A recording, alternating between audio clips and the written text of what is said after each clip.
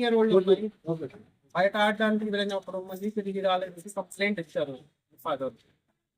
మన ఇన్వెస్టిగేషన్ వెంటనే స్టార్ట్ చేసి పాత ఎస్పీ గారు, ఇన్స్పెక్టర్, ఎస్డిపి అందరు ఆఫీసర్స్ కి ఇన్స్ట్రక్షన్ ఇచ్చి ఆ కేసు మీద ఉండమని చెప్పారు. దాంట్లో ముఖ్యంగా మన ఇప్పటి వరకు తెలిసిన విషయంలో ఏముంది, ఆ టైంలో ముగ్గురు పిల్లలు ఎవరెవరు child in conflict with law ఉన్నారు. ముగ్గురు ఈ అమ్మాయికి పక్కనే తీసుకువెళ్ళి బలవంతంగా చేసి అత్యాచారం చేసి తర్వాత వంట నొక్కేసి చంపేశారు. చంపేసిన తర్వాత బాడీ షిఫ్ట్ చేసి కేసీ కెనాల్ బండ్ దగ్గర పెట్టారు. పెట్టిన తర్వాత మళ్ళీ ఇంటికి వచ్చి ఎవరెవరు CCL child in conflict with law ఉన్నారో వాళ్ళ బంధువుకి చెప్పిన తర్వాత ఈ బంధువు ఎవరెవరైతే ఉన్నారో ఇది కేసులో మన కేసులో A4 and A5 అయ్యారు.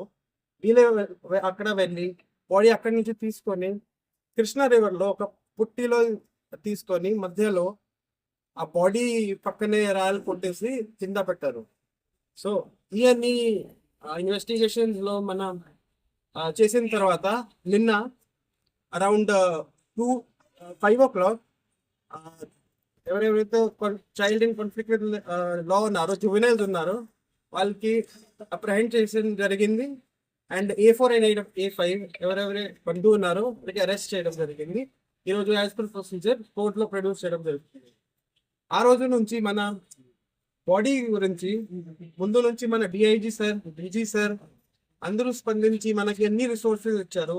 SDRF ఉండొచ్చు, NDRF ఉండొచ్చు, ఇంకా కొత్త డైవర్స్ కూడా ఇచ్చారు, స్కూబా డైవర్స్ కూడా ఇచ్చారు.